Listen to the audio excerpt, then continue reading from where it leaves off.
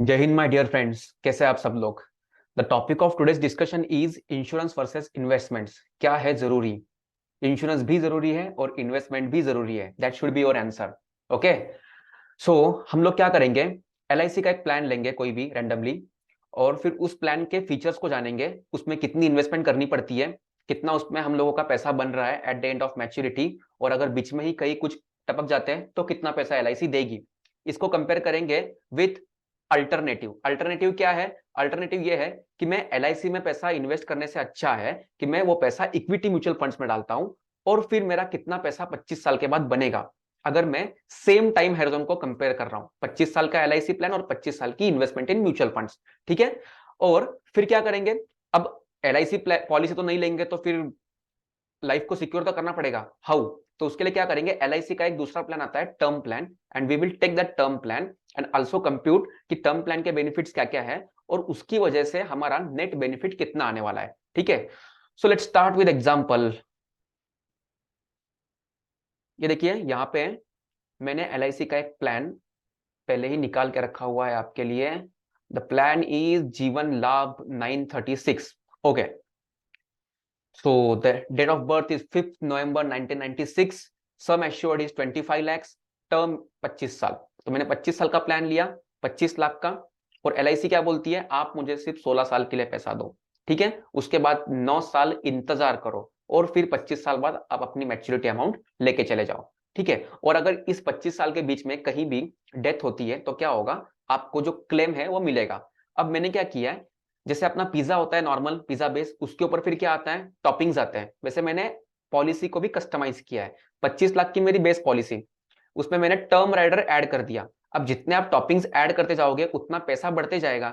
सो ये पॉलिसी का अगर मान लो विदाउट एनी टॉपिंग्स मेरा प्रीमियम आ रहा था हर साल का 1,10,000, तो वो प्रीमियम अब बढ़ के कितना हो गया, 1,25,000 हो गया, क्योंकि मैंने दो टॉपिंग्स ऐड किए। One is accidental death and disability benefit, ठीक है, जो कि है 25 लाख का, and the second one is term rider. So term rider और सम एश्योर्ड कब मिलेगी, जब डेथ होगी तब। ठीक है, सो चलिए नीचे चलते हैं एक बार। Let's see how plan works. Mister KM Page annual premium of 1,22,528 for 16 years. ठीक है, इतना पैसा मेरे को देना है 16 साल के लिए, फिर 9 साल का मुझे इंतजार करना है, और उसके बाद 25 साल बाद मुझे क्या मिलेगा, मैच्योरिटी अमाउंट मिलेगी। वो कितनी मिलेगी, 65,62,000। ठीक है, मतलब 1,22,000 16 साल के लिए भरो, तो कितना पैसा गया मेरे से, 1,22,000 मल्टीप्लाई बाय 16 साल, लगभग 19 लाख 20 लाख रुपए मेरे से चला गया। ठीक है, और मेरे को एलआईसी कितना रिटर्न में देगी, 65 लाख।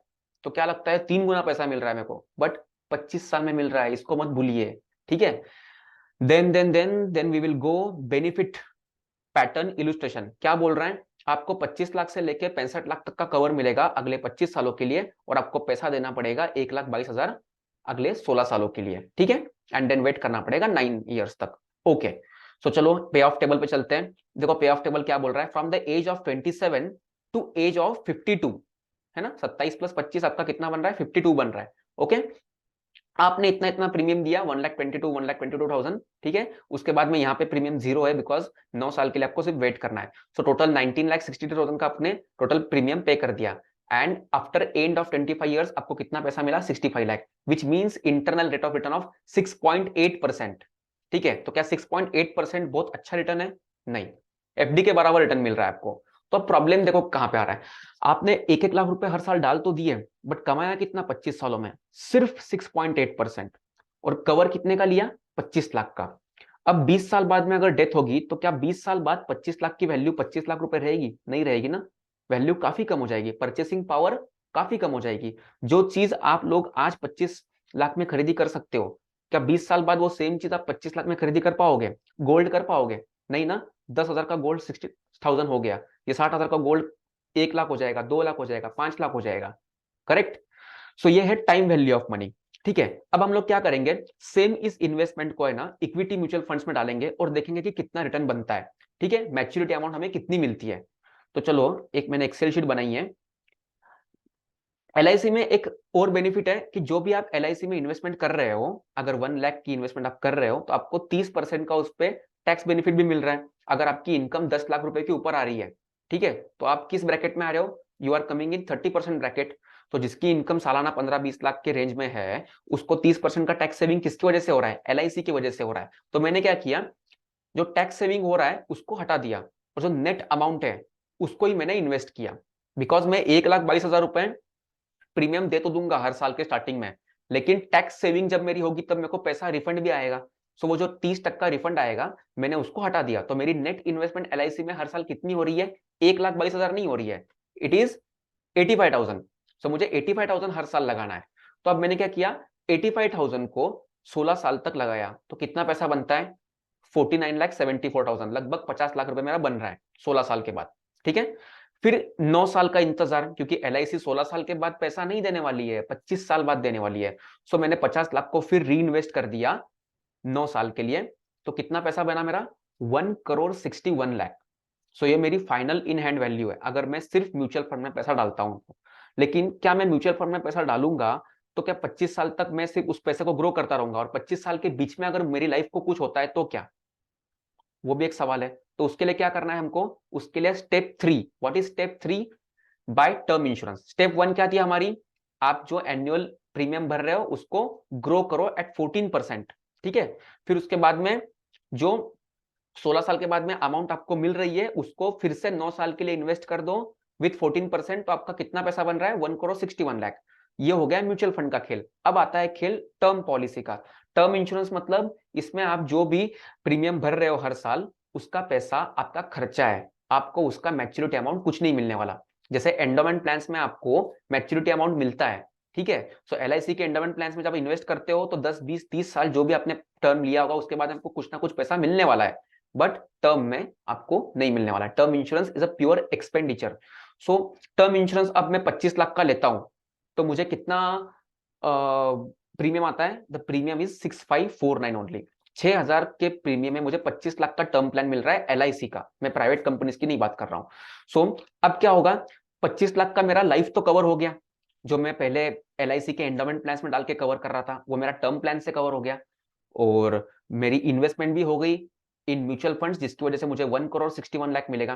तो 1,61,00,000 माइनस में क्या करूंगा, जो मैंने टर्म प्लान के लिए अपनी जेब से पैसा डाला है 25 साल के लिए, अगर वो पैसा मैं इक्विटी में डालता तो मेरा पैसा कितने से ग्रो होता? तो जो अपॉर्चुनिटी लॉस है वो है 13 लाख रुपए। ठीक है, सो जो मेरी जेब से गया, सो 1,61,00,000 का बेनिफिट माइनस 13 लाख का मेरा जो अपॉर्चुनिटी लॉस है, तो मेरा 1,48,00,000 का नेट बेनिफिट है, नेट मैच्योरिटी वैल्यू है। ठीक है, not net benefit, net maturity value. Okay, because of investment in equity mutual funds. अब मैं क्या करूंगा, अगर मैं ये कुछ भी नहीं करता और सीधा सीधा पैसा एलआईसी पॉलिसी में डाल देता, तो एलआईसी पॉलिसी में मेरे को कितना मिल रहा था जीवन लाभ के अंदर? 65 लाख रुपए मिल रहा था at the end of 25 years, अगर नहीं टपकते हैं तो कितना होगा नेट गेन्स? देखिए 1,48,00,000 because of investment in mutual funds minus investment in LIC, तो कितना आया? 82 लाख, 82 लाख का मेरा टोटल नेट गेन्स हुआ, और मेरे को 25 लाख का प्लान भी मिल गया टू सिक्योर माई लाइफ। अब जनरली क्या होता है, टर्म प्लान हम लोग कभी भी 20-25 लाख का लेते हैं क्या? नहीं, जितना आपका ईयरली इनकम है उसका 20 गुना तो होना चाहिए, 15 से 20 गुना।